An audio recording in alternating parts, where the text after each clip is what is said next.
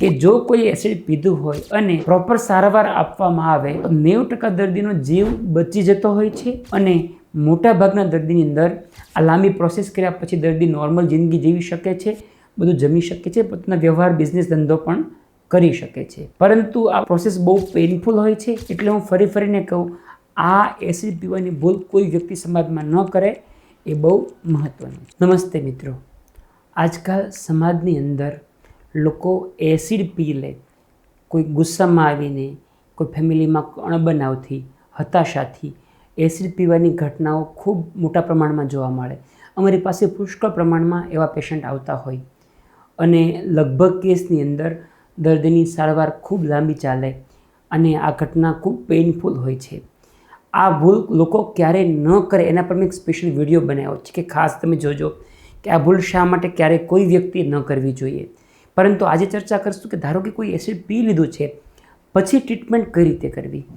આની સારવાર ખૂબ લાંબી ચાલે, એમાં ઘણા બધા ડૉક્ટરો ઇન્વોલ્વ થતા હોય છે.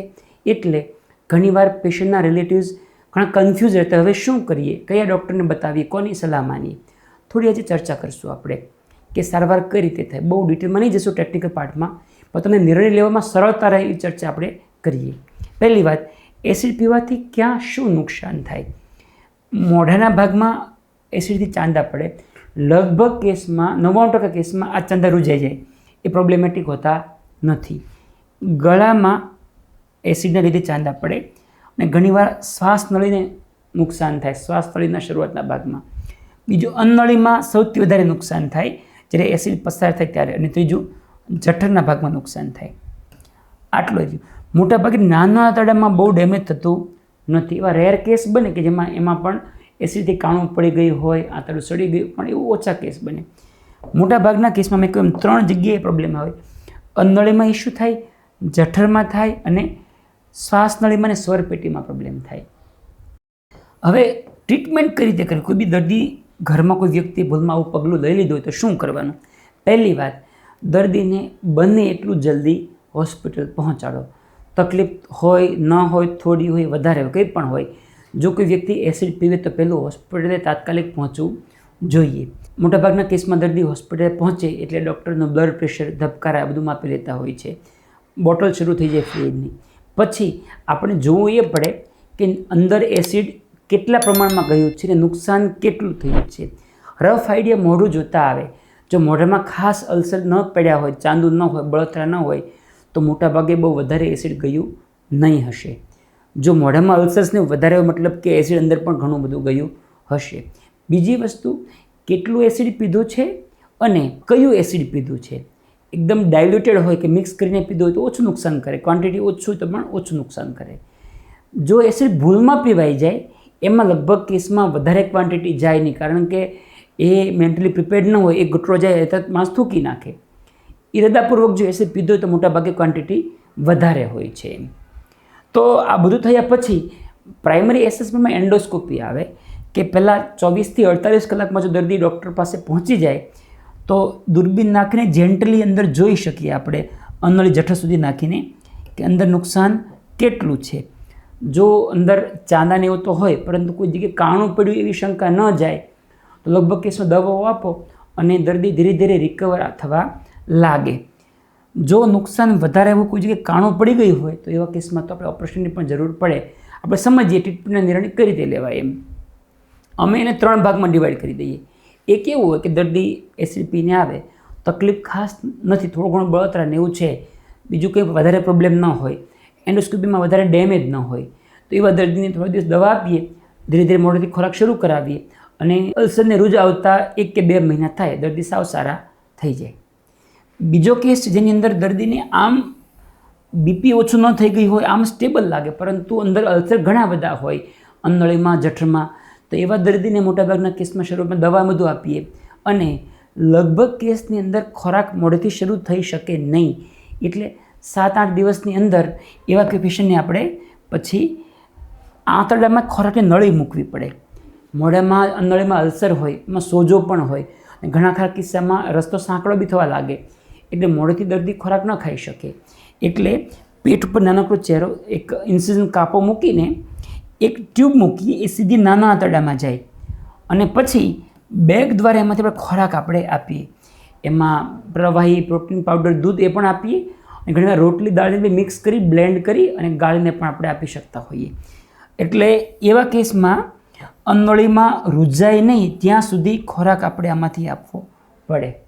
ઘણા ખરા કેસમાં રૂજ આવ્યા પછી રસ્તો સાંકડો થઈ જાય તો પછી રસ્તો પહોળો કરતા રહેવો પડે, એ દરમિયાન પણ ખોરાક આમાંથી જાય.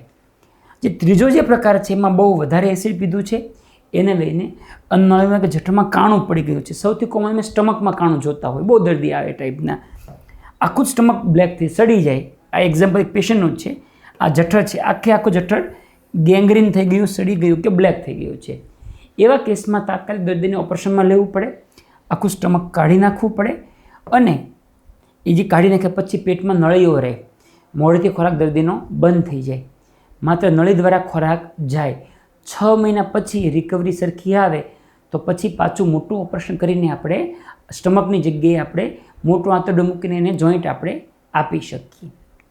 તો એક વાત થઈ કે શરૂઆતના ફેઝમાં શું કરવું. હવે ધારો કે દર્દી શરૂઆતમાં આપણે આવ્યા, આ બધી સારવાર પછી સારું થઈ ગયું, લાંબા સમયે શું પ્રોબ્લેમ આવે? તો લાંબા સમયે આ ટાઈપના પેશન્ટની અંદર આ અન્નનળીનો કે રસ્તો મોટાભાગે સાંકડો થઈ જાય, જેને અમે સ્ટ્રક્ચર કહીએ. અન્નનળીમાં ચાંદુ પીળું એ રૂજ આવે, અને પછી રૂજાતા રસ્તો સાવ સાંકડો થઈ જાય, ખોરાક જતો અટકી જાય અથવા થોડું ઘણું પ્રવાહી સિવાય વધારે ખોરાક ન જાય. એવા કેસમાં આપણે રસ્તાને પહોળો કરવો પડે. તો આ રસ્તો ધારો કે અન્નનળી છે, અહીંથી એમ આ રસ્તો અહીંયા સાંકડો છે, તો એની અંદર દૂરબીન નાખી વાયર ઉપર આપણે આ ડાયલેટરને કહેવાય એ બુજી કહી એ અંદર પસાર કરીને ડૉક્ટર રસ્તો ધીરે ધીરે પહોળો કરે. પરંતુ મોટાભાગના કેસની અંદર એક વખત રસ્તો પહોળો કરો એ પાછો સાંકડો થઈ જ જાય, એટલે વારંવાર રસ્તો પહોળો કરવો પડે.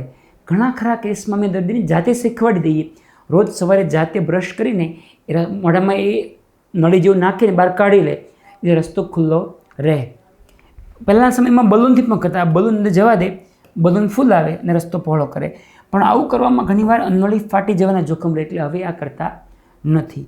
એટલે આ થઈ બેઝિક ટ્રીટમેન્ટ, આપણે રસ્તો પહોળો કરવાની. ઘણા ખરા કેસમાં એવું બને કે દર્દી એસિડ પીધું છે, 2-3 મહિના પછી રસ્તો પહોળો થઈ શકે એવું નથી, રસ્તો પરમનન્ટલી બ્લોક થઈ ગયો છે, તો હવે રસ્તો પહોળો થાય નહીં, દૂરબીનથી કામ થાય નહીં. એવા કેસમાં આપણે ઓપરેશન કરવું પડે. એમાં શું કરતા હોઈએ અમે, જે ભાગ ખરાબ છે કાઢવો પડે. ધારો કે જઠર ખરાબ હોય તો કાઢી નાખીએ, અથવા તો બાયપાસ કરી દઈએ. મોટાભાગે અન્નનળીને કાઢવાની જરૂર ન પડે.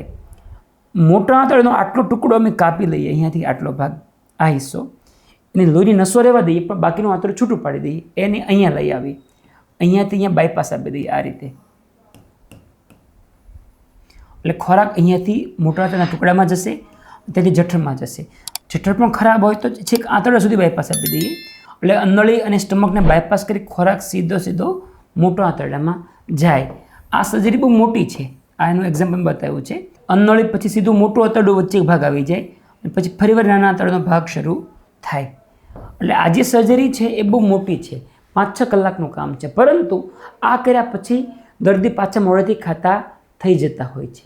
જે લોકોમાં ગળામાં નુકસાન થયું છે, સ્વરપેટીમાં ઇન્જરી થઈ છે, એ લોકોમાં આ વસ્તુ કર્યા પછી પણ ઘણીવાર ખોરાક લેતી વખતે ખોરાક શ્વાસમાં જતો રહે, તો એનું બી રિપેરિંગ કરવાની જરૂર પડે.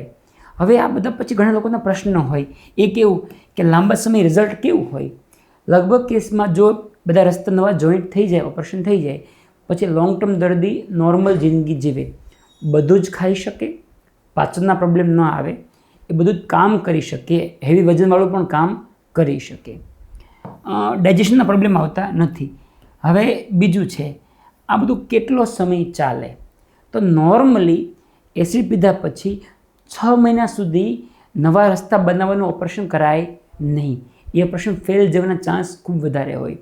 એટલે 6 મહિના સુધી બી સારવાર ચાલે, એ પછી ડૉક્ટર ચેક કરે બધું રૂજાઈ ગયું હોય તો 6 મહિના પછી ઓપરેશન થાય. ઓપરેશન કર્યા પછી બી નોર્મલ લાઈફ આવતા 8 થી 10 દિવસ ઓછામાં ઓછા થાય. કોમ્પ્લિકેશન શું થાય? એવું મોટું ઓપરેશન કરીએ તો ઘણીવાર લીક થઈ શકે, નવું આંતરડું ઉપર લાવેલા હોય એ આંતરડાની બ્લડ સપ્લાય બ્લોક થાય તો એ આંતરડું બી ડેડ થઈ શકે. એટલે લગભગ કેસમાં વાંધો ન આવે, પણ 2-5% કેસમાં કોમ્પ્લિકેશન થાય અને ફરીવાર ઓપરેશનની પણ જરૂર પડી શકે. મોટું એવું કે જો કોઈ એસિડ પીધું હોય અને પ્રોપર સારવાર આપવામાં આવે તો 90% દર્દીનો જીવ બચી જતો હોય છે અને મોટાભાગના દર્દીની અંદર આ લાંબી પ્રોસેસ કર્યા પછી દર્દી નોર્મલ જિંદગી જીવી શકે છે, બધું જમી શકે છે, પોતાના વ્યવહાર બિઝનેસ ધંધો પણ કરી શકે છે. પરંતુ આ પ્રોસેસ બહુ પેઇનફુલ હોય છે. એટલે હું ફરીને કહું, આ એસિડ પીવાની ભૂલ કોઈ વ્યક્તિ સમાજમાં ન કરે, એ બહુ મહત્ત્વનું છે. ધન્યવાદ.